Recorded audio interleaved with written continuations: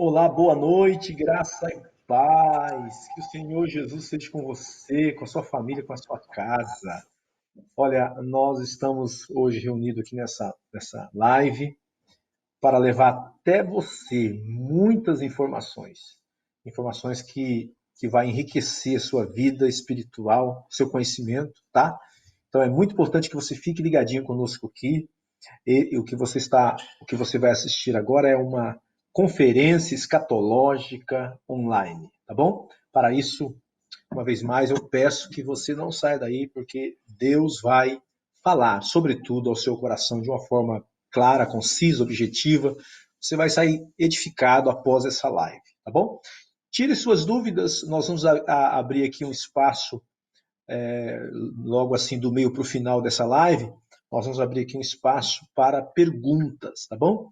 Vamos lá. Essa live, como eu já disse, o tema ele fala por si, é uma live de cunho escatológico.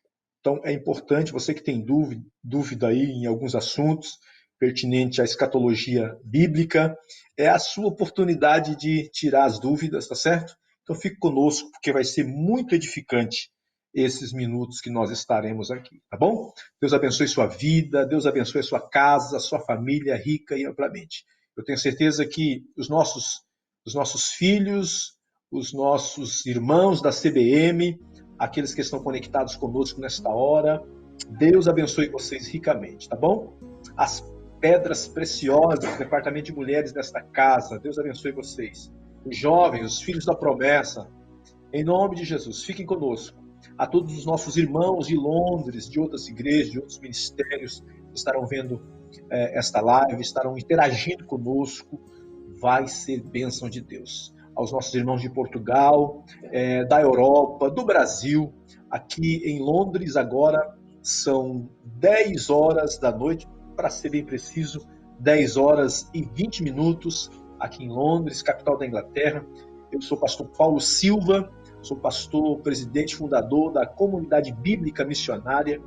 Nós estamos aqui, vamos completar o nosso 4º aniversário e tem sido bênção o que Deus tem feito entre nós aqui na Inglaterra, tá bom? Nós estamos localizados no bairro chamado New Crossgate, tá certo? Então você que mora em Londres, tem a oportunidade de nos visitar logo quando tudo isso terminar, logo quando essa pandemia passar, onde nós estaremos livres para cultuar presencialmente, você tem a oportunidade de estar conosco, tá bom? Vamos abrir aqui a nossa live, então, oficialmente. Sejam todos bem-vindos, em nome de Jesus. Como falamos, vamos tratar de assunto escatológico hoje. Quero convidar para estar aqui comigo, pastor Alexandre, meu brother, esteve comigo dias desses em uma live, nós falamos, pastor, naquela live sobre a eclesiologia, se lembra? Foi bênção. Demos aquela pincelada. Foi bênção. Tiramos a dúvida de muita gente, gerou perguntas depois no final da live, né? Algumas até apimentadas, mas foi bênção, foi muito edificante para aqueles que nos acompanharam na live que nós fizemos sobre eclesiologia, né? A função da igreja nessas horas de pandemia. E não dá para iniciar, né, pastor, sem falar sobre o tema em apreço, né? A crise está aí, instalada, o Covid-19, coronavírus, matando, ceifando vidas, e a igreja está se posicionando diante desse caos, desse cenário caótico que nós estamos vendo. A igreja eu estou admirado em ver as pessoas, a igreja em si, né, se posicionando de forma positiva, reagindo positivamente. Deus seja glorificado nisso tudo. Suas considerações, pastor Alexandre? Glória a Deus, louvado seja o Senhor. Realmente a igreja, no mundo todo, tem surpreendido. Para aqueles que diziam que a igreja sem templo não ia subsistir, o povo de Deus tem provado o contrário, tem provado que a aliança espiritual prevalece sobre questões locais. De fato, a igreja tem amadurecido, né, e tem se tornado uníssola, né, um bloco sólido. Isso tem sido maravilhoso. Eu creio que isso aí já é, vamos dizer assim, algo que é predito nas Escrituras, né? Falando que o sujo suje-se cada vez mais em Apocalipse, né? E quem se santifique, que santifique cada vez mais. Está havendo aí um divisor de águas, né? Perfeito. Tem sido muito bom. Nós costumamos dizer, pastor Alexandre, que o ajuntamento é proibido, mas a comunhão não pode faltar ou cessar.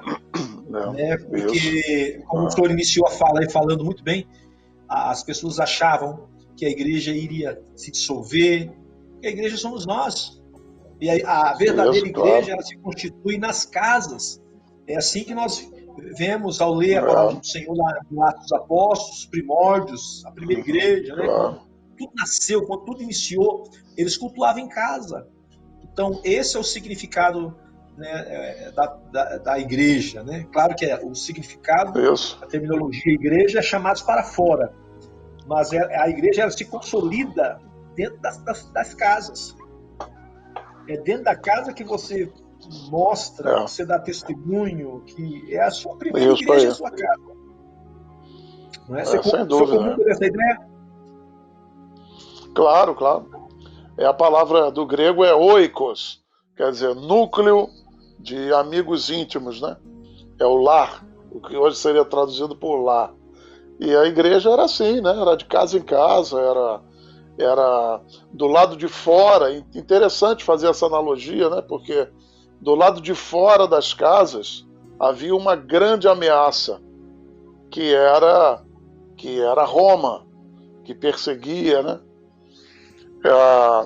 O Sinédrio.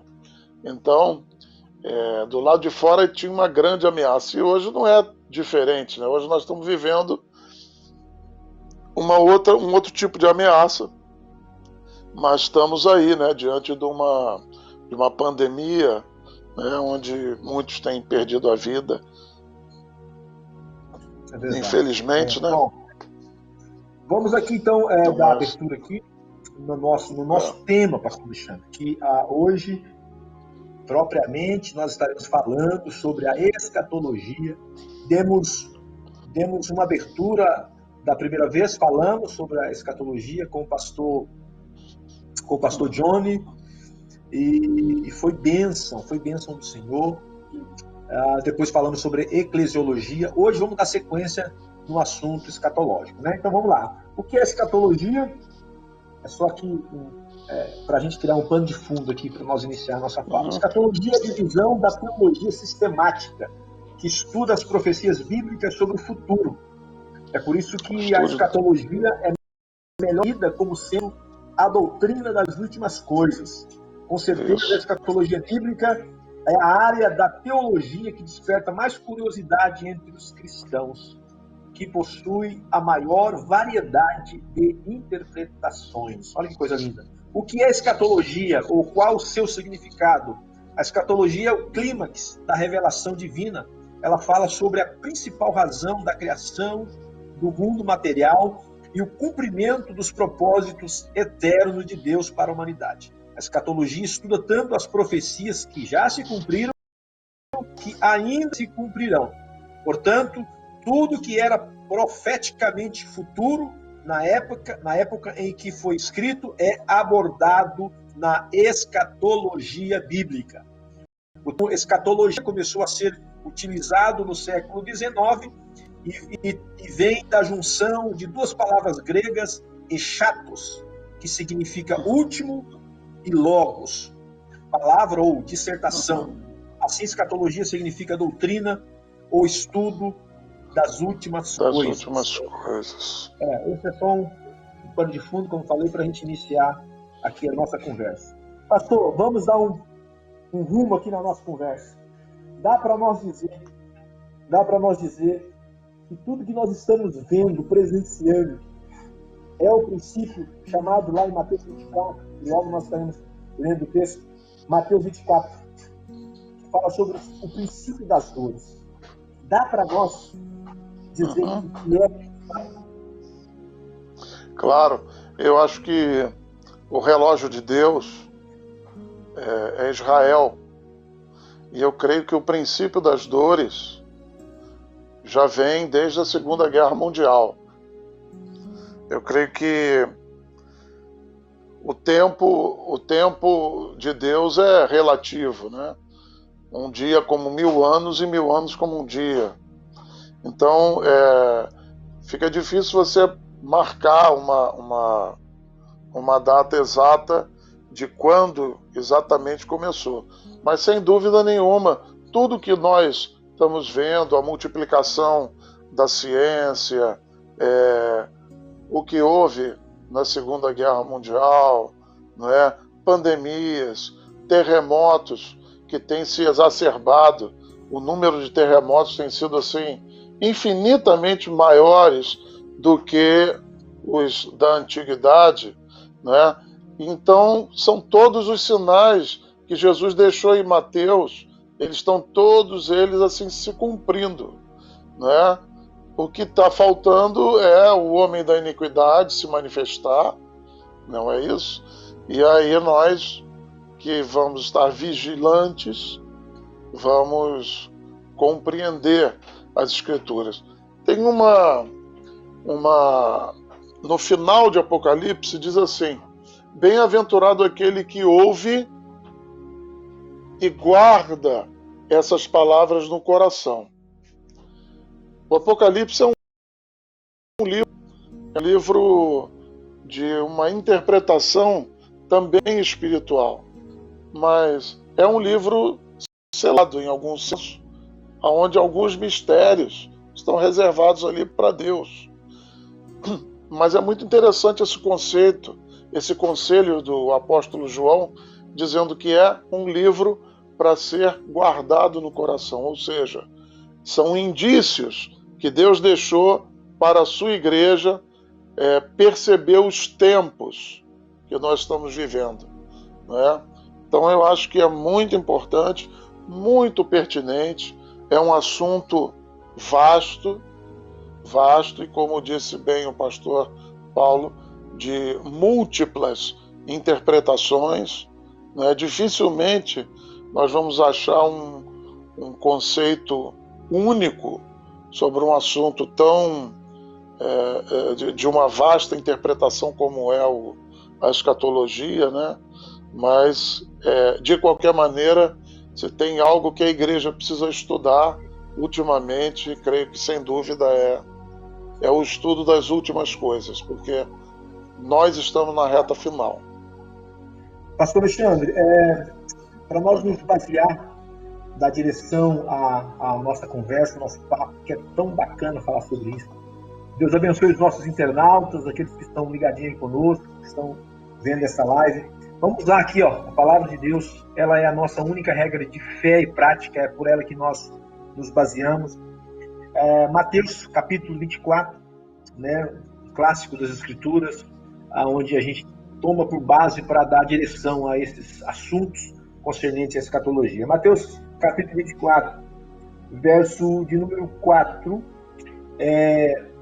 o sermão, Jesus está dizendo assim: e Jesus respondendo disse-lhes: fique atento para que nenhum homem vos engane, porque muitos virão em meu nome dizendo: eu sou Cristo, e enganarão a muitos. Aí vai dar uma relação de coisas, né? E ouvireis de guerras e de rumores de guerras. Olhai para que não vos assusteis, pois todas estas coisas vêm acontecer, mas ainda não é o fim. Pois se levantará nação contra nação, reino contra reino, haverá fome, pestes e terremotos em vários lugares. Verso 8. Todos estes são o princípio das dores. Eu estou lendo aqui uma tradução um tanto diferente, talvez da maioria dos irmãos que estão em casa. A Bíblia é King James, né? A tradução King James. Aqui eu tenho costume de ler uma outra, a revista de Almeida, né? Então ela deu um sentido diferente aqui. Mas está dizendo assim que tudo isso, ou todas estas coisas, são princípio de dores. E é baseado aqui no versículo 8 de Mateus 24, que nós estaremos nos atendo aqui na nossa fala. Eu iniciei perguntando ao senhor se tudo isso que nós estamos vendo, a gente pode caracterizar como princípio de dores. Né? O senhor colocou aí de maneira muito inteligente, e eu gostei, do pastor. É isso mesmo. E para isso, pastor, para estar aqui com a gente, comungando aqui nesse momento, quero convidar um amigo especial. Vou dizer que é um amigo, assim, de longa data, de infância, né? De tempo lá de jovem. Eu tinha os meus 17, 18 anos, mais ou menos assim. Ele é uns 20 anos mais velho. Então é amigo de pouco tempo. Nossa, pensa num cara que eu tenho assim, muito grande. E eu quero convidá-lo para ele estar aqui conosco. É um cara muito inteligente, articulado, navega demais aqui nessa praia aqui, escatologia bíblica. Eu quero convidar para que ele venha estar aqui conosco. Para cá, pastor Marcos Pereira, seja muito bem-vindo, meu amigo. Olá, boa noite, pastor Paulo, pastor Alexandre. Que a graça e a paz de Cristo esteja com os nobres colegas. É uma alegria e satisfação poder participar desta live e juntos nós falarmos desse tema tão relevante e tão urgente, não é? Em razão de tudo aquilo que a gente tem presenciado, os acontecimentos, não é? Então é um tema premente e eu fico muito agradecido pelo convite, pela oportunidade, e vamos aí discorrer sobre esse tema atual, né? Porque a escatologia, como toda a palavra de Deus, é atual, trata do assunto das últimas coisas, como bem já os nossos irmãos abordaram, e a gente vê o cumprimento das Escrituras. Para quem conhece a Bíblia, quem lê a Bíblia, estuda, não há razão para entrar em desespero, em pânico, quando os flagelos recaem sobre a humanidade, porque está nas Escrituras, não está escrito o cumprimento da palavra, não é? E, inclusive, Malaquias disse: para vós que temeis o meu nome, nascerá o sol da justiça. Não há razão para a gente entrar em desespero, porque é a palavra se cumprindo, confirmando que a Bíblia é irrefutável, é inerrante e é a santa palavra de Deus. Amém, pastor. Eu quero apresentar aqui o pastor Marcos Pereira, é pastor da Igreja Assembleia de Deus em Almirante Tamandaré, região metropolitana de Curitiba, capital do meu estado, Paraná. É casado com a nossa querida pastora Valda Pereira e tem um filho, Eliara, formado em teologia, comércio exterior e pedagogia. Tem pós-graduação em teologia e na área de educação. Pastor Marcos Pereira, ele é diretor do Seminário Teológico Filadélfia, CETEF, e desde 1996 ministra cursos de teologia em todos os níveis através da EAD, tendo formado alunos no Brasil, exterior, e conta inclusive com o bacharelado em teologia reconhecido pelo MEC. Então, daqui a pouquinho, pastor Marcos, mais no final da live, o senhor pode ter a liberdade de falar aqui, divulgar, né, o seu seminário. Eu faço questão disso, tá bom? Mas vamos deixar mais no final, porque o assunto aqui tá bom demais. Né? Pastor Marcos Pereira, eu inicio dizendo o seguinte: um certo pensador cristão disse assim, que se me colocarem em um quarto escuro e me derem uma luz e uma Bíblia, eu saberei discernir o que está acontecendo lá fora. A Bíblia, eu disse aqui, que é a nossa única regra de fé e prática. É por ela que nós nos direcionamos. Dá para afirmar, pastor Marcos, categoricamente, seguramente, como você colocou aí nas suas palavras, qual é o momento que nós estamos vivendo, dentro do cenário profético, escatológico? Nos ajude, pastor, a entender um pouquinho. De fato, o salmista vem corroborar o que estamos dizendo, né, quando afirma: lâmpada para os meus pés é a tua palavra e luz para o meu caminho. Como já bem pontuou o pastor Alexandre, nós estamos no momento do princípio de dores, como Jesus falou. Não é o fim ainda, mas o princípio de dores, não é? Que tem se desencadeado aí já há algum tempo sobre a humanidade, os sinais são aí de pestes, de guerras, de terremotos e de tantas calamidades, a apostasia da fé, não é? Também, e tem tudo isso está vaticinado nas Escrituras, e nós vemos que estamos nesse tempo do princípio de dores, e isso vem para que a gente possa o quê? Cada dia estar despertado, né? Permitindo que o prumo do Senhor esteja na nossa vida e que nós possamos estar preparados para o encontro com Cristo, porque brevemente Cristo irá arrebatar a igreja. É evidente, ninguém sabe dia, nem sabe hora, não é somente o Senhor, mas nós temos que estar preparados a todo momento, porque muitas vezes as pessoas se confundem. Desde menino, como já o pastor Paulo mencionou aí, a gente já se conhece desde o início da nossa caminhada, não é? Quando Cristo nos encontrou, e o tempo passa. Eu agora, neste mês de maio, fazem 30 anos que Jesus me encontrou e transformou a minha vida, ainda na adolescência. E desde lá eu ouvia que Cristo viria. Se passaram 30 anos, e como diz Pedro, alguém fala, cadê a promessa da sua vinda? Parece que Cristo está demorando, parece que caducou a promessa, mas na verdade o Senhor é longânimo, dando oportunidade para que todos se arrependam. E mesmo que aos nossos olhos a vinda de Cristo pareça demorar, nós precisamos estar preparados, porque não sabemos a que hora seremos chamados, a que hora será ceifada a nossa vida. Bem colocou o pastor Cláudio Duarte que nós estamos na fila invisível da morte e a qualquer hora a nossa senha pode ser chamada. Lá no livro do profeta Samuel, a Bíblia diz que o Senhor é aquele que dá e é aquele que tira a vida. Então, acima de qualquer acontecimento, nós precisamos estar preparados a qualquer momento para encontrar o Senhor, seja pelo arrebatamento, seja pelo fato do nosso fôlego de vida findar aqui conforme o propósito do Eterno. E às vezes, em razão de achar que a vinda de Cristo é tardia, muitos estão relapsos com a sua espiritualidade, com a sua caminhada com Cristo e têm vivido de modo dissoluto.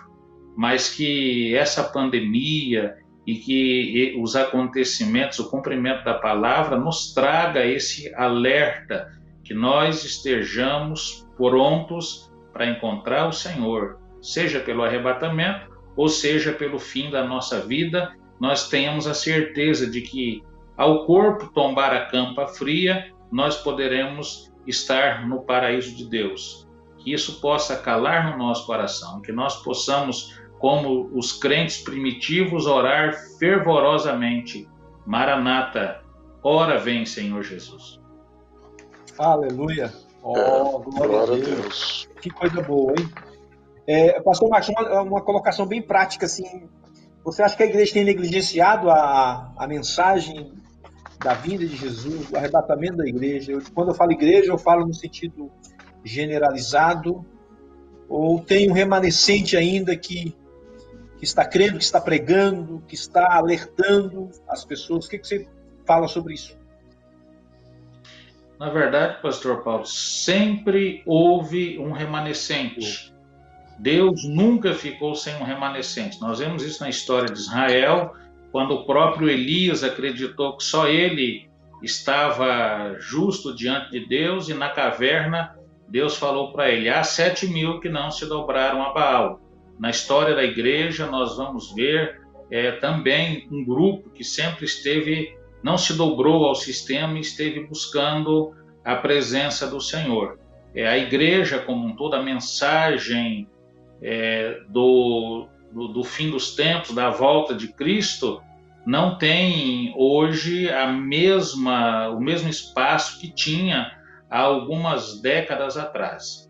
A bem da verdade, nós temos muitos avanços, temos muitas melhorias. Hoje, de modo geral, a economia tem favorecido nos países desenvolvidos e até mesmo os subdesenvolvidos, e a pessoa tem conseguido conquistar muitas coisas que anteriormente não se conquistava.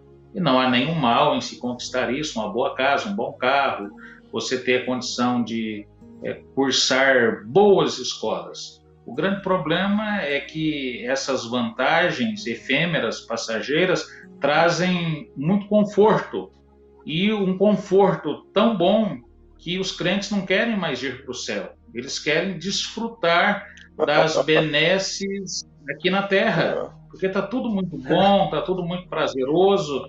Então as pessoas não querem ouvir falar sobre a volta de Cristo. Não, deixa mais um pouco, eu tenho tantos projetos, espera mais uns anos eu realizar este ou aquele projeto para que Jesus possa vir depois, porque infelizmente as coisas dessa vida têm sido muito favoráveis, né, no cenário material, e esse conforto tem feito com que muitos crentes coloquem seu coração nas coisas da vida e não querem nem ir mais para o céu. Não, agora não. Mais tarde, quando eu estiver velhinho, quem sabe eu quero o céu. Agora eu quero desfrutar das coisas da vida. Há um verso no hino da harpa cristã, né, um hinário pentecostal, que diz: passarinhos, belas flores, querem me encantar. São vãos terrestres esplendores, mas eu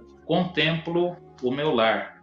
Em razão de toda essa benesse, muita gente não quer ir para o céu, quer desfrutar do céu na terra, e por isso que pouco se fala sobre a volta de Jesus. Mas vale lembrar que a Igreja de Cristo, na face da terra durante toda a história, nunca ficou sempre um remanescente. Deus tem levantado seus profetas, homens e mulheres de Deus, para alertarem sobre os perigos, para falarem a verdade, e ainda que lhes custe retaliação, em tempos passados lhes custaram a vida, eles permanecem como verdadeiros atalaias, proclamando que Cristo vem. Glória a Deus. Pastor Alexandre, quer fazer uma colocação sobre o que está sendo? Não, é perfeito o que o pastor está falando, é de uma profundidade grande, porque de fato hoje nós temos visto muito evangelho psicologizado, né? Ou seja, se prega muito autoajuda e tudo, mas parece que carece a igreja de uma mensagem urgente, né? A mensagem que está escrito lá em Apocalipse, no capítulo 19, está escrito que bem-vindo às bodas, né? Diz assim, eu tenho meditado nesse texto esses dias: regozijemo-nos e alegremo-nos, demos-lhe glória, porque vindas são as bodas do Cordeiro, e já a sua esposa se aprontou. A esposa se aprontou e foi vestida de linho fino. Então, se há uma mensagem urgente a ser pregada na igreja hoje, é exatamente a preparação para as bodas do Cordeiro, não é? O pastor estava dizendo que Cristo está às portas e os sinais são claros, mas parece que algumas pessoas continuam vivendo a vida como se fossem seres eternos na terra, né? Como se nunca fossem ter um encontro com o Senhor, ou seja, pela morte ou pelo retorno do Senhor, né? Mas, na verdade, a igreja precisa se preparar. A igreja precisa se aprontar. Bom, e a mensagem está gritando, né? Essa pandemia, que não é nada, hein? Essa pandemia não é nada. O que vem por aí é pior. Vai morrer 1/3 da população mundial, assim diz a palavra do Senhor. Então vai vir coisa muito mais grave. E a igreja precisa se aprontar. Eu creio até que isso está acontecendo com a permissão de Deus para que a igreja sinta um pouco da urgência da pregação do Evangelho.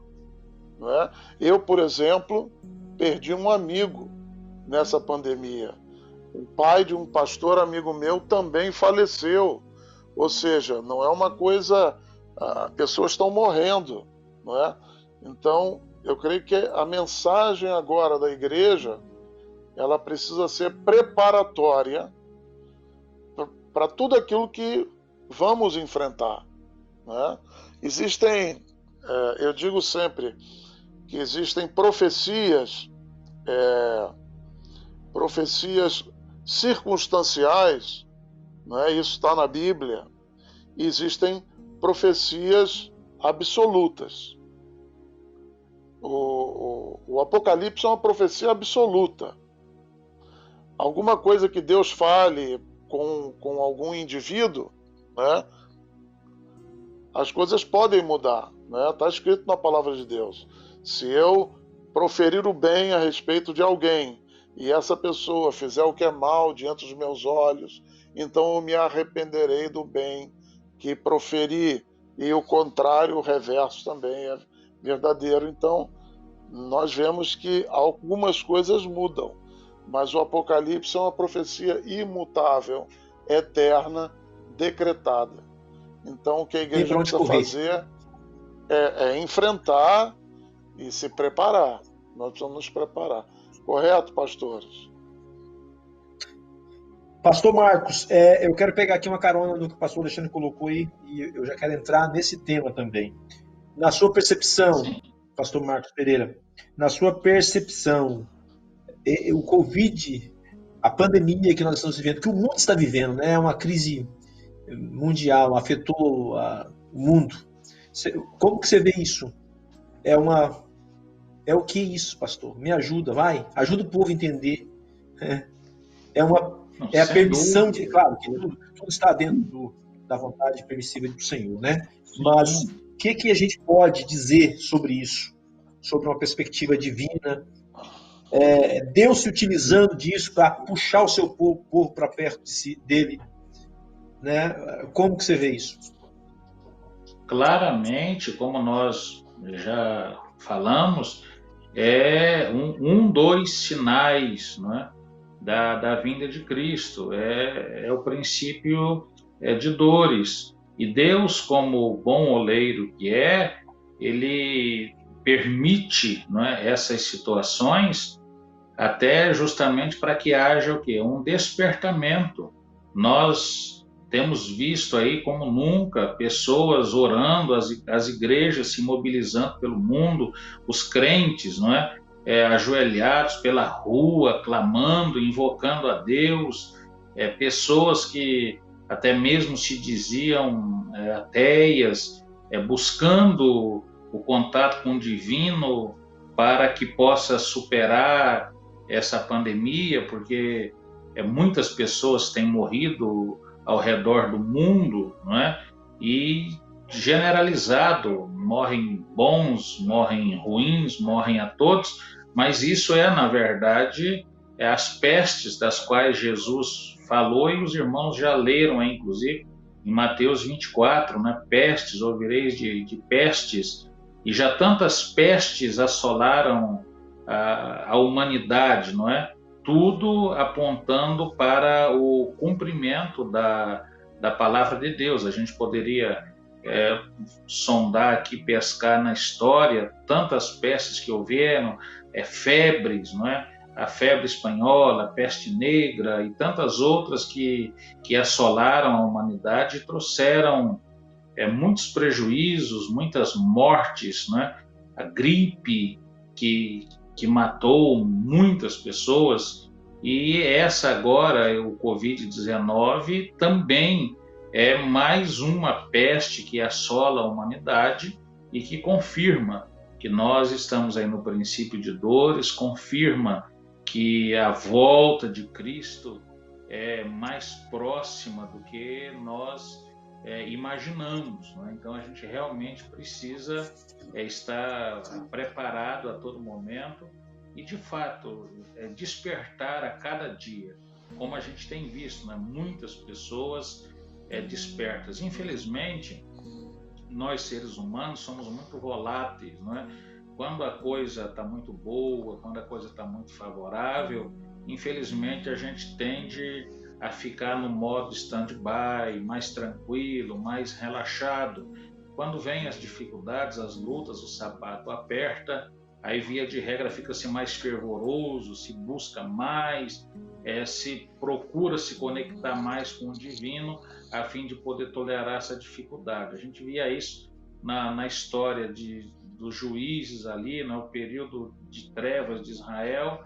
Quando a coisa estava boa, o povo se distanciava do Senhor. Quando vinha o opressor, o povo se levantava e clamava e se humilhava. Deus levantava um novo libertador, mas pouco tempo depois, o povo de novo virava as costas para Deus. Então, isso infelizmente está no ser humano. Nós não podemos ser assim, né? Deus nos chamou para que nós tenhamos uma fé constante, né? Não uma fé instável, que a todo momento muda. Hoje você encontra a pessoa, está firme, está animada, está fervorosa, amanhã já está no meio do caminho, depois de amanhã já está desanimada. Essa pandemia e qualquer outra calamidade que venha se abater sobre a humanidade e sobre nós, porque por estarmos no mundo nós não estamos isentos dela, serve na verdade para que a gente possa cada dia se despertar. E como bem pontuou o pastor Alexandre, nós poderíamos dizer que essa pandemia do coronavírus é mamão com açúcar. Quando se desencadear os flagelos da grande tribulação descritos no Apocalipse, a coisa realmente vai ficar bastante complicada, né? Como já foi mencionado, um terço da população vai morrer de fome, de sede, de animais nunca vistos que ferroarão as pessoas. O desespero vai ser tão grande que, segundo a Escritura, os homens vão procurar a morte e a morte vai fugir deles, não é? Então, que nós possamos estar atentos a isso. Ótimo. Mediante a sua linha de raciocínio, para a gente poder ir se situando aqui na conversa, nós temos então 3 escolas, né? Nós somos pré-tribulacionistas, certo? Nós. Sim. Define para nós as 3 escolas, pastor, para o nosso público. Inclusive é uma das perguntas aqui, pré, pró e qual é a função de cada uma delas, por favor? Os pré-tribulacionistas, como o nome já diz, que acreditam que a igreja é arrebatada antes da tribulação. Na pré-tribulação, a igreja é tirada da terra. Tem os mid-tribulacionistas ou tribulacionistas que acreditam que a igreja vai ser arrebatada no meio da tribulação. Durante os 3 anos e meio iniciais, ela é arrebatada. E tem os pós-tribulacionistas, que acreditam que a igreja será arrebatada após o final da tribulação, os 7 anos de tribulação.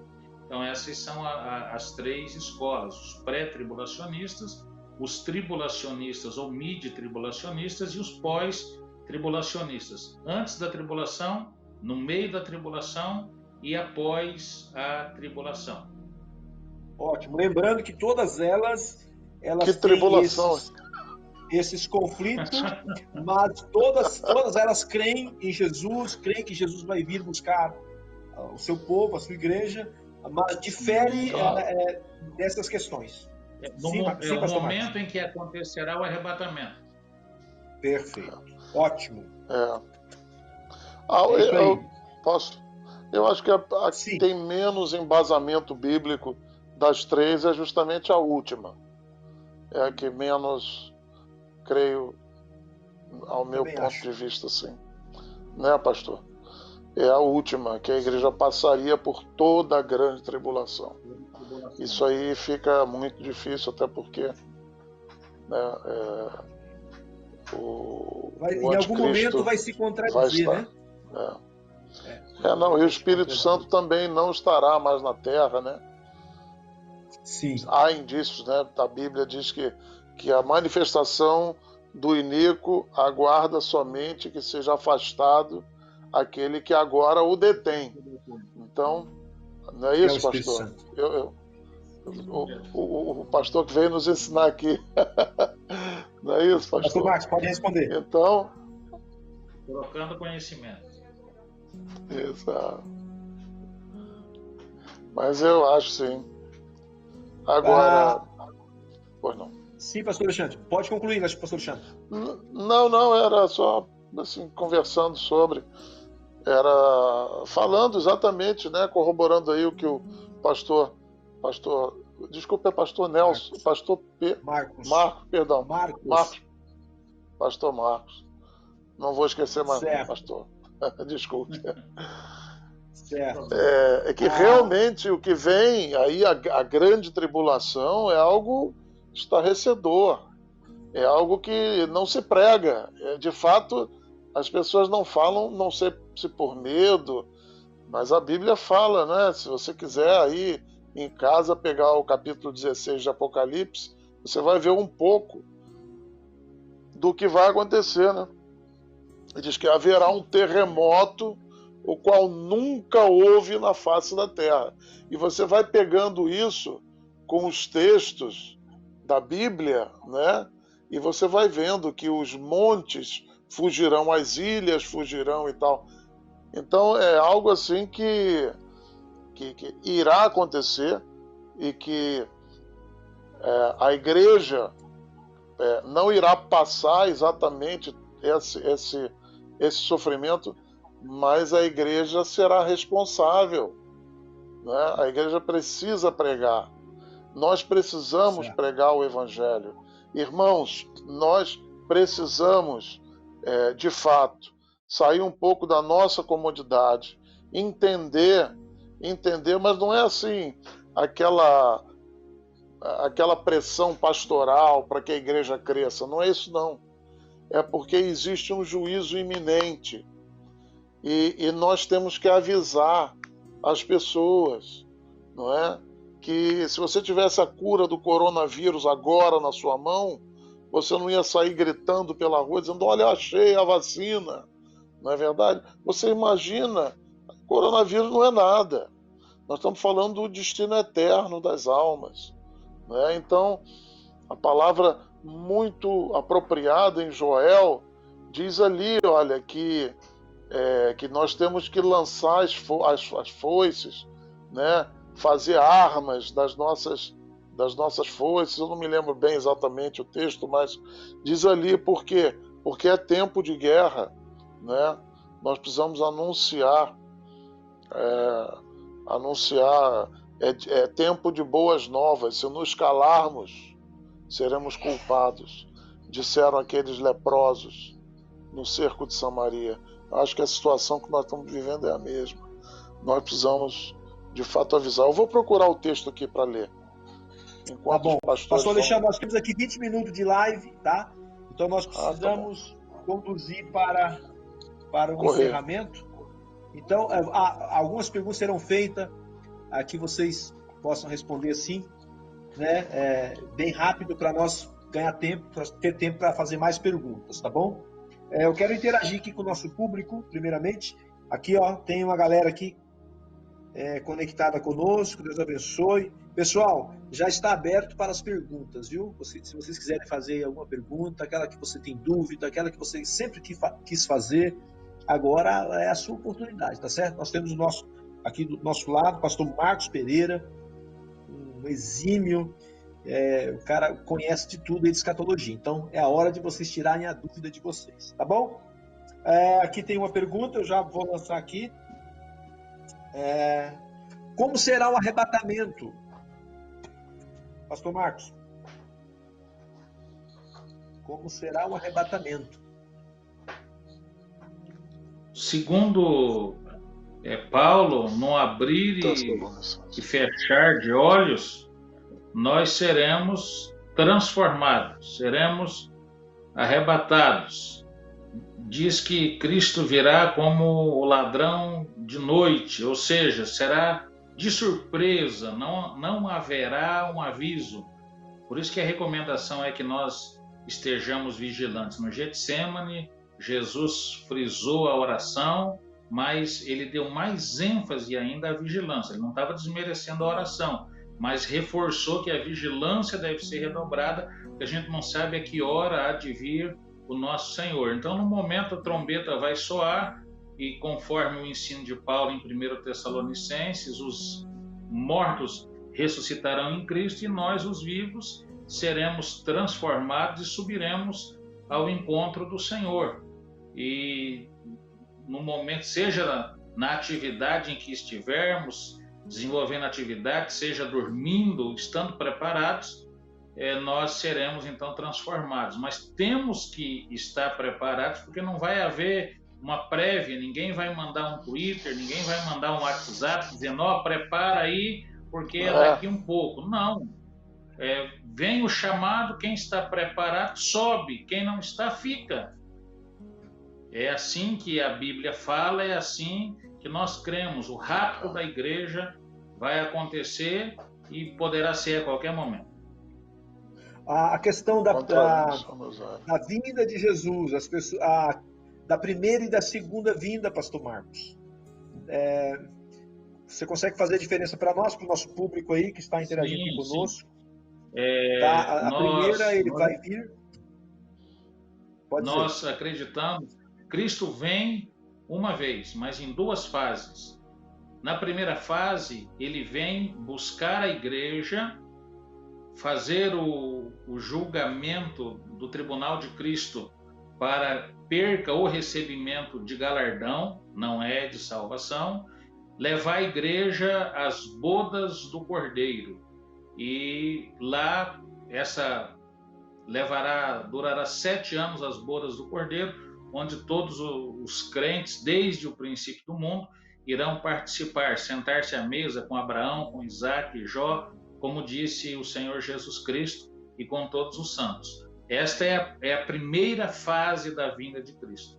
E aqui na Terra vai se desencadear a grande tribulação, um período de 7 anos, a tribulação, e os últimos 3 anos e meio, grande tribulação. Ao final da tribulação, Cristo virá com a igreja para estabelecer o milênio aqui na Terra. Maravilha! Zacarias. Coisa boa. Coisa boa. Alguma pergunta aqui? Deixa eu ir lendo e colocando aí para vocês. Os que morreram com Cristo têm consciência, pastor Marcos? Sim, eu acredito que sim, baseado em 2 textos, pelo menos, o tempo não nos permite citar todos, mas Lucas 16, o texto do rico e de Lázaro. Aquela não é uma parábola. Geralmente nas parábolas, Jesus não fazia menção de nomes de pessoas. Aquele, de fato, era um fato, né, uma menção que Jesus estava fazendo. E tanto o rico quanto o Lázaro tinham plena consciência. Não é? O Lázaro estava no seio de Abraão, uma expressão hebraica para falar do lugar de descanso, e o rico estava lá em tormento, inclusive pediu água, depois intercedeu pelos irmãos, pedindo que Abraão permitisse que Lázaro fosse avisar os irmãos. E Abraão diz, olha, é necessário, se eles têm os vivos para alertá-los sobre esse perigo. Se eles não ouvem os vivos, muito menos ouvirão os mortos. Em Apocalipse 6, nós vemos aqueles que foram degolados por causa do amor de Cristo, por causa do testemunho, e eles estão debaixo do trono, segundo João, e eles perguntam, até quando, justo juiz, esperarás para vingar a nossa morte? Então eles estão em pleno estado de consciência. Quando a Bíblia diz que dormem no Senhor, ela faz menção das atividades físicas, porque uma vez que há separação do material, do imaterial, a alma se separa do corpo, o corpo volta ao pó, porque do pó ele veio, mas a alma é imortal. Por essa razão, vai cessar a atividade física, não a atividade espiritual. Então, baseado nesses textos, nós acreditamos que aqueles que partem para a eternidade estão num pleno estado de consciência. O que gera confusão às vezes é que a pessoa imagina que quem partiu, ela tem aqui as lembranças, a preocupação desta vida. Como é que está minha esposa? Como é que estão meus filhos? Eles cresceram? A minha esposa como está se mantendo? A minha empresa, os meus negócios? Isso, para quem partiu para a eternidade, não tem mais nenhuma importância, porque é do plano terreno. E muitas vezes a grande questão dos crentes hoje, a dúvida em relação a quem partiu é isso. Ela tem consciência, mas ela não tem as preocupações desta vida, deste plano, porque essa fadiga, conforme Eclesiastes, já cessou. Então, uma pergunta baseada no mesmo eixo. Aqui, então, as pessoas que morreram sem Cristo também estarão no lugar de tormento. Estão no lugar de tormento. A gente precisa traçar um rápido paralelo, pastor Paulo e também pastor Alexandre, o seguinte: tanto o paraíso, conforme Paulo em Coríntios 12 diz que foi levado ao terceiro céu, o paraíso de Deus, e viu coisas inefáveis, quanto o inferno, que é um lugar de tormento, são estados intermediários, ou seja, estão no meio. Nenhum deles é eterno. Porque o estado final dos justos é a Nova Jerusalém, a cidade que João viu e está registrada no Apocalipse, com toda a sua arquitetura, beleza e esplendor. E o estado final dos ímpios não é o inferno, mas é o lago de fogo, o Geena, porque o próprio livro do Apocalipse, se não estou equivocado, capítulo 15, diz que a morte e o inferno foram lançados no lago de fogo. Então, quem hoje morre em Cristo, ele vai para o paraíso. Mas depois vai ser levado, após o arrebatamento, vai ser levado para Nova Jerusalém. Quem parte hoje para a eternidade sem Cristo, vai para o inferno. Mas um dia ele será levado para o lago de fogo e de enxofre. E segundo os comentaristas, quando Jesus diz que lá o fogo nunca apaga e o bicho nunca morre, é a consciência do indivíduo martelando diuturnamente, dizendo: você está aqui porque rejeitou a mensagem do Evangelho. Você está aqui porque, mesmo se dizendo crente, você viveu de modo dissoluto, tendo uma vida dupla. E esse é o resultado da sua desobediência. Sempre eu ouvi essa linha de explicação, pastor Marcos, que o bicho que nunca morre, o fogo que nunca apaga, trata-se realmente da consciência. O fato da pessoa estar lá e sabendo que ele não poderia não estar lá e deixou as oportunidades passar, né? Então aquilo fica ali remoendo a consciência dele diuturnamente. Aí, Jesus também falou de choro e ranger de dentes, não é? Jesus também falou do choro e do ranger de dentes, que também conotam um sofrimento psicológico. Certo. Pastor Marcos, uma pergunta aqui muito power.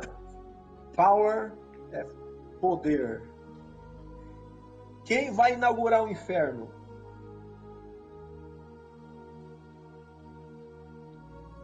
A bem da verdade, desde que o pecado entrou no mundo, aqueles que morreram afastados de Deus já passaram a ir para o inferno, para um lugar de sofrimento. Agora, enumerar quem foi o primeiro, eu particularmente não encontro nenhuma base bíblica e não li nada, né, a respeito. Quem foi a primeira pessoa a ter ido para o inferno? Eu não sei se foi assim bem essa a pergunta. Acho que a pessoa não soube fazer, de repente. Talvez o lago de fogo. Tá falando... né? Eu ouvi uma coisa uma vez assim, que o diabo, né, vai ser lançado no lago de fogo, e essa é a segunda morte, alguma coisa assim. Talvez a pessoa quis formular uma pergunta aí já seria o lago de fogo, né? Aí sim, porque como nós acabamos de pontuar, o inferno é um estado temporário daqueles que partem para a eternidade sem Cristo. Isso desde o princípio da humanidade, quando o pecado entrou no mundo e passou a separar o homem de Deus. Agora, no final, após o juízo do trono branco, o próprio inferno, a localização geográfica e todos que nele estão serão lançados na Geena, o lago de fogo, inclusive o próprio Satanás também vai para lá, não é? Essa é a outra mensagem que a gente precisa refletir. O diabo sabe que está perdido, o destino dele está traçado, e ele sabe que vai ser lançado no lago de fogo, só que ele não quer ir sozinho. Então ele tem enganado as pessoas, tem seduzido as pessoas, porque ele diz, bom, meu fim está decretado, mas eu não quero ir sozinho para o lugar de tormento, eu quero levar o maior número possível de pessoas. Nós que conhecemos a verdade do Evangelho transformador, temos que anunciar às pessoas para que elas possam estar cientes, né, e serem livres do laço do passarinheiro. Certo. Com relação ao milênio, está sendo perguntado aqui, durante o milênio, se vai haver transgressão, pecado, se as pessoas vão pecar, literalmente falando. Vai haver esse tipo de atitude por parte das pessoas? A Escritura diz que o menino que pecar durante o milênio vai morrer de 100 anos. Veja, nós acreditamos que durante o milênio a Terra vai ser restaurada ao estado original. Haverá muita prosperidade, haverá abundância nas colheitas, a bestialidade, a ferocidade dos animais vai acabar, porque diz que o boi vai pastar com o leão. Nós sabemos que o leão é carnívoro em consequência do pecado que adentrou o mundo, né? Mas o boi e o leão vão pastar juntos, então vai acabar a ferocidade.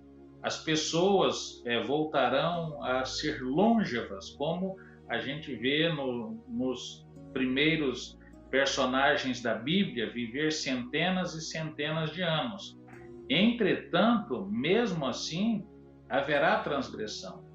Por quê? Porque o pecado está no coração do homem. Jesus disse que é do interior do coração do homem que sai o adultério, o homicídio, a mentira, o engano.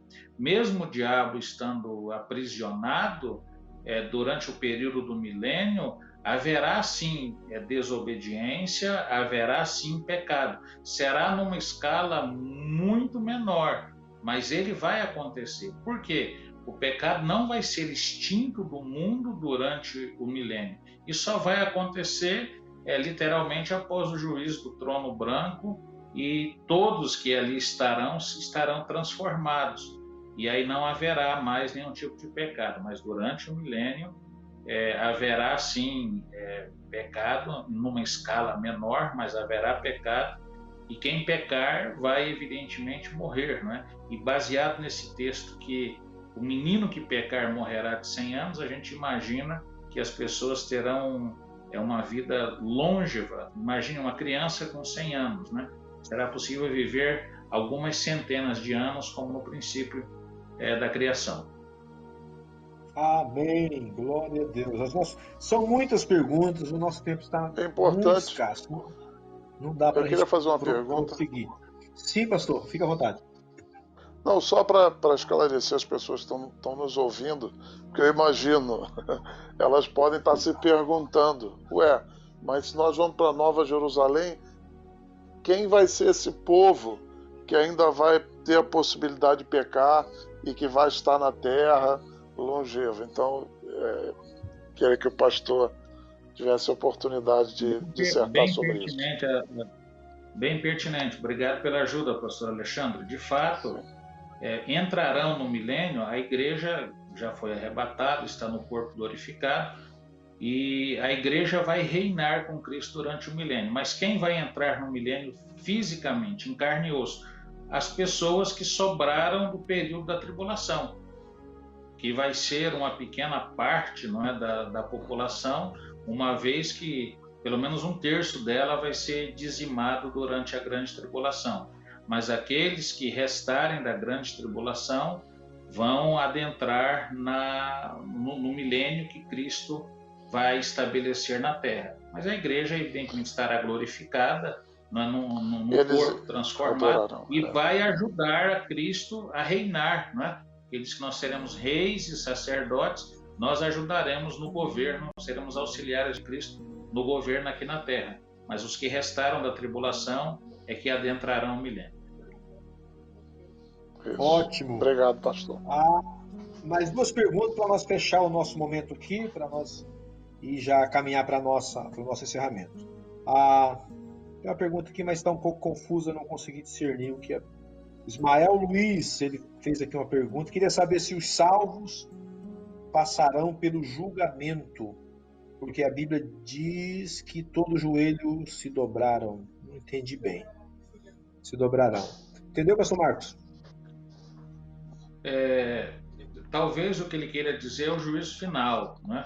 Mas nós já fomos julgados por Cristo. O que vai acontecer? A igreja vai passar, após o arrebatamento, pelo tribunal de Cristo, para que mas ali não vai ser a questão de salvação, porque só passa pelo tribunal de Cristo quem já foi salvo, purificado pelo sangue de Cristo.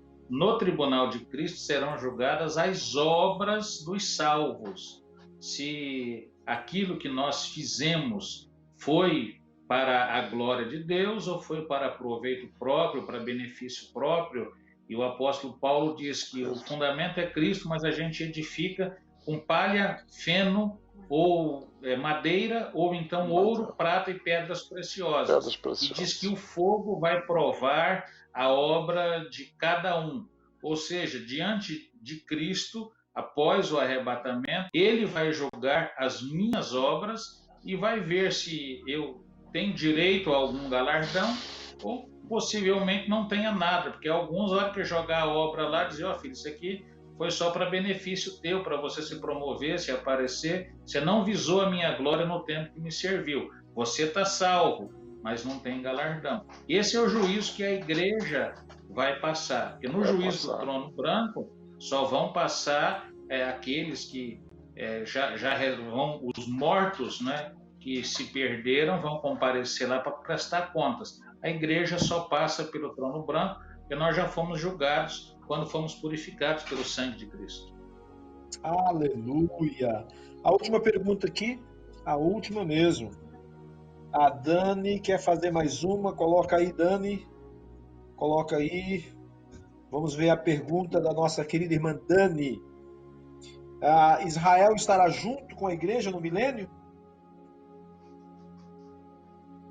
Todos os salvos, ela colocou aqui entre aspas. Sim, no milênio, sim. No milênio estará. All right. Haverá salvação na grande tribulação? Já foi feita, né? Acreditamos que haverá, porque sem entrar muito em detalhes, né, os 144 mil mencionados lá serão judeus que vão anunciar o evangelho do reino. E haverá em pequena proporção, vamos assim dizer, porque a Bíblia diz em Tessalonicenses que Deus vai enviar o espírito do erro para que as pessoas creiam nas mentiras do anticristo. Entretanto, muita gente que conhece a palavra e que levou uma vida dupla, ela vai procurar, ela sabendo que ao receber a marca da besta, ela não terá condições de salvação, ela vai procurar fugir disso daí. E poderá, inclusive, pagar com a própria vida. Mas alguns fazem confusão. Vai ser salvo pelo próprio sangue. Não.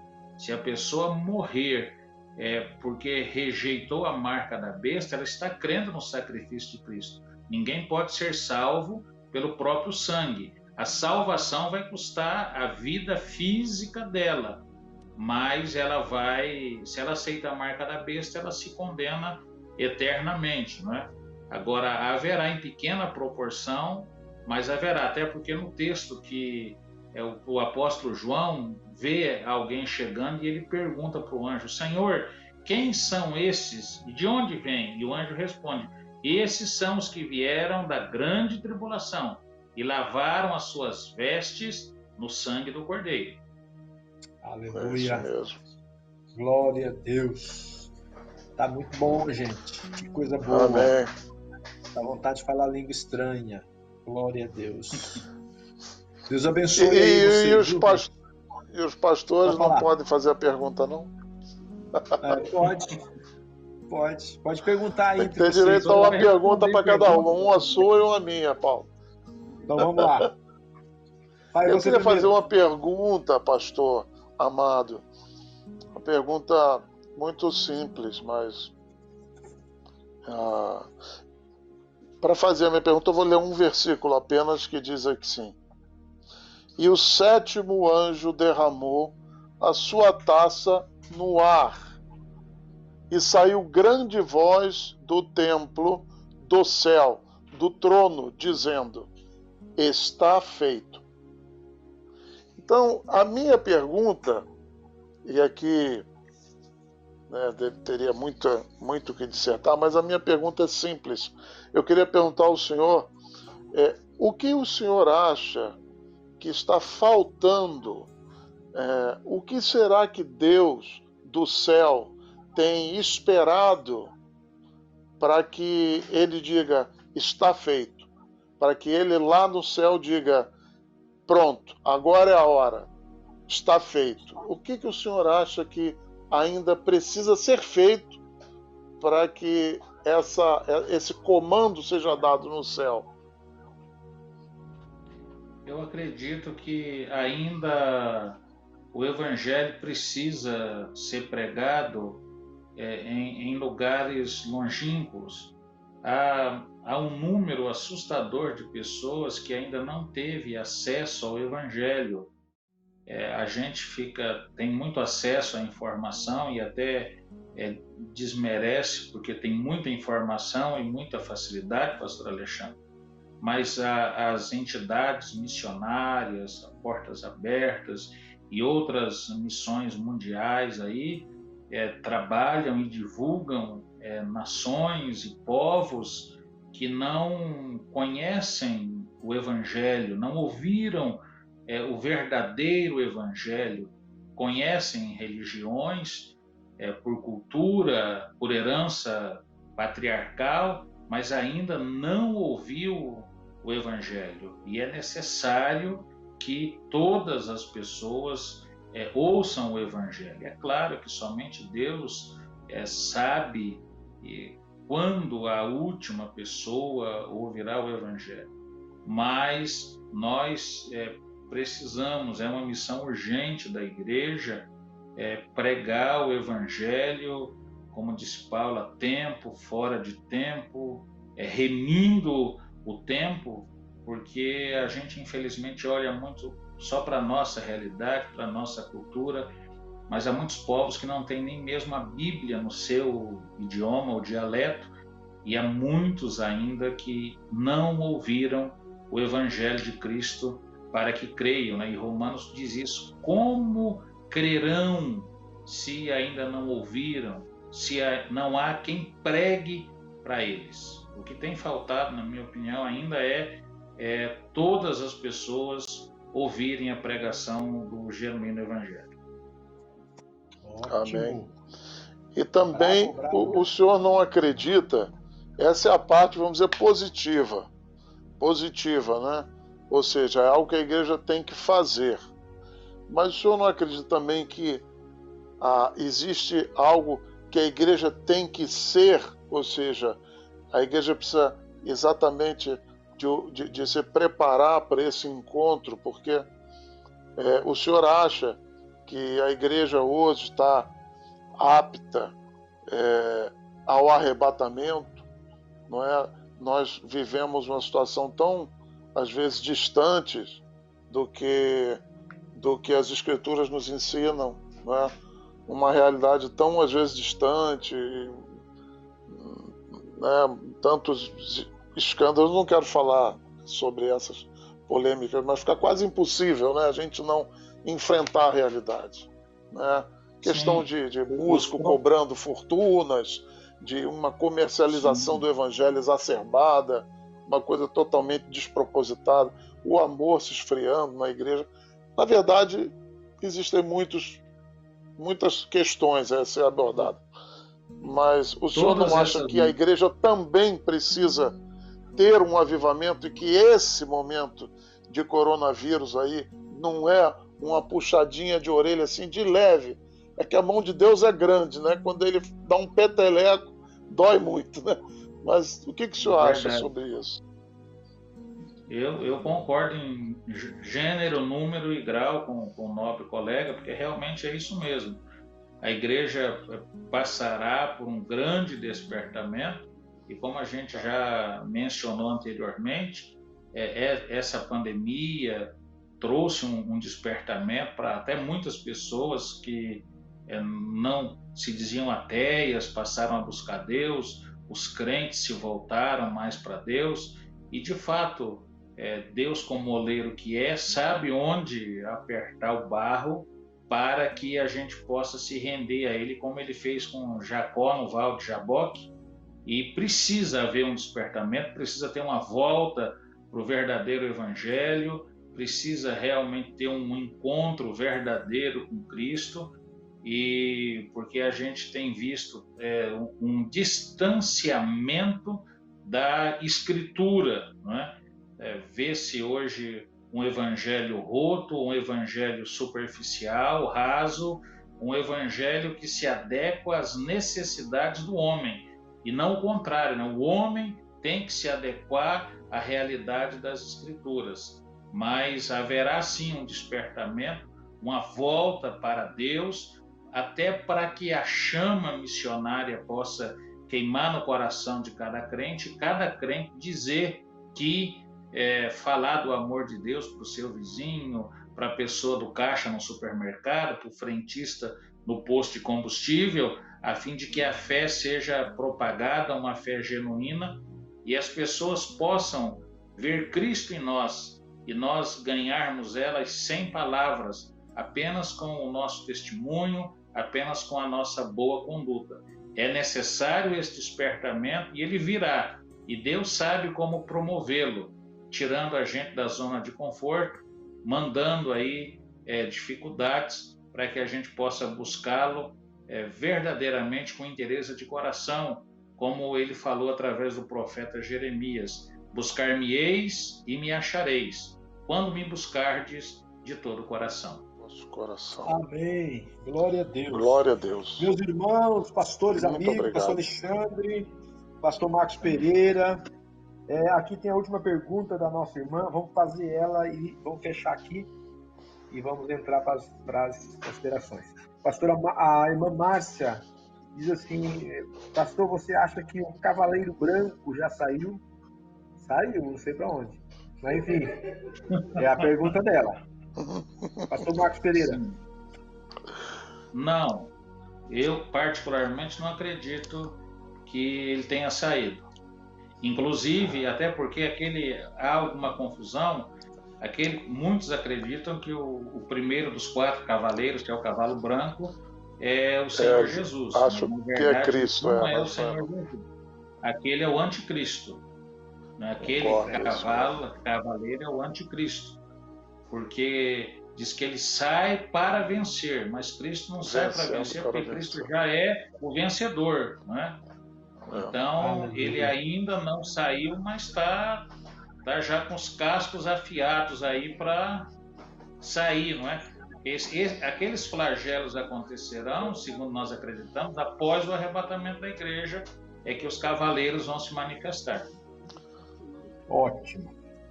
Perfeito, respondido aí a todos os nossos irmãos. Deixa eu dar uma palavrinha aqui para os nossos irmãos que estão ligadinhos aqui com a gente, interagindo aqui, fazendo suas perguntas. A todos vocês, a nossa irmã Simone Cristina Rodrigues Bergamo, a Márcia acabou de fazer, a Josi Biadi, que não perde uma live nossa, né? A Valdileia Lopes está dizendo aqui: precisamos ouvir mais sobre o arrebatamento. Obrigado por esse momento. Né? Muitos comentários bacanas que edifica a gente, estimula a gente a continuar aí com essas lives, né? Nossa irmã Meire Pise, aleluia, que o Senhor Jesus desperte mais missionários. A Ana Beatriz está assistindo, A Daniela Ribeiro está dizendo obrigado, pastor. Enfim, os comentários são inúmeros, pastor Marcos, pastor Alexandre. É isso aí, muitos comentários aqui, bacana, o povo aqui dando like, comentando, dando suas opiniões, fazendo suas perguntas, muito top, demais, tá bom? Pastor Marcos Pereira, suas considerações aí, por esse momento glorioso. Obrigadão, primeiramente, por estar conosco, por atender de pronto, né? Sim, gosto de homem de Deus assim, né? Afiado. E foi muito produtivo o tempo que contigo, viu? De Nós qualidade. agradecemos, pastor. Suas considerações, pastor. Eu que agradeço. Eu agradeço a oportunidade e o privilégio de poder ter participado com você dessa live, aos internautas que nos acompanharam. Deus abençoe a todos e que nós possamos seguir a recomendação de Oséias, conheçamos e prossigamos em conhecer o Senhor. Amém. E o Seminário Teológico Filadélfia, o CETEF, é parceiro nesse projeto. Nós temos curso de teologia, temos o curso básico, nós temos o bacharelado em teologia reconhecido pelo MEC, temos o mestrado em teologia e temos outros cursos, né?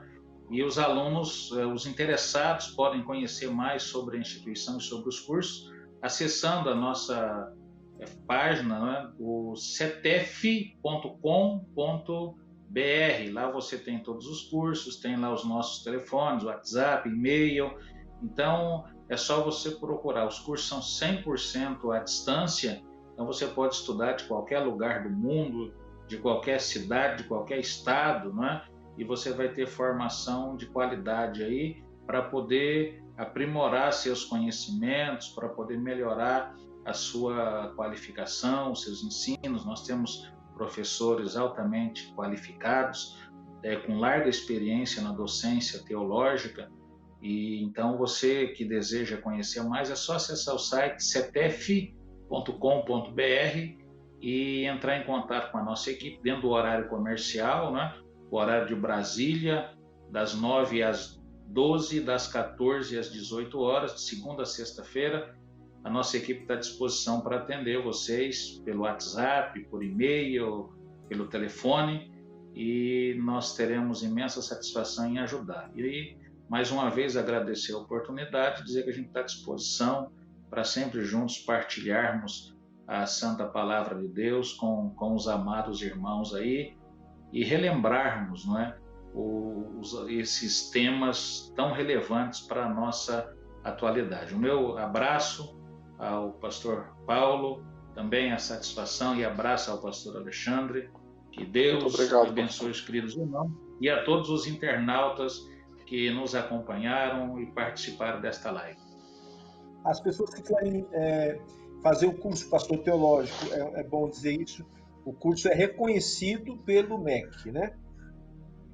O bacharel em teologia, sim. Bacharel em teologia. O bacharelado em nível de faculdade reconhecido pelo MEC. Aí nós temos, tem as exigências do Ministério da Educação e Cultura, mas nós temos o curso básico, né? Temos o curso de pregação bíblica, há outros cursos que estão na condição de curso livre, inclusive às vezes não é exigido nem mesmo uma prévia escolaridade, basta saber ler e escrever. No caso do bacharel, a pessoa tem que ter o ensino médio completo, o antigo segundo grau, para que ela possa se inscrever. Perfeito. Esclarecimento aí para todo o nosso povo que sonha, né? E eu acho que é um sonho muito maravilhoso. Você tem que ter esse sonho. Eu estou sempre estimulando os nossos irmãos a fazerem um curso nesse nível aí, tá bom? Então, o pastor Marcos, eu conheço ele já há muitos anos, um cara sério, de Deus, de família, uma escola dinâmica, top demais. Então, vocês que estiveram conosco aí nessa live, que já está gerando aí o desejo de fazer um curso teológico, é a sua oportunidade, então, de contactá-lo, tá bom? Ele deixou aí. Depois a gente vai colocar aqui, pastor, nos comentários aqui, o endereço para poder acessar você, para poder ter um tempo contigo, a escola, o endereço aí que você passou, tá bom? Pastor Alexandre, suas considerações. Bom, pastor Marcos, eu teria assim mais umas 200 perguntinhas só, mais ou menos, para lhe fazer. Mas infelizmente o tempo é limitado.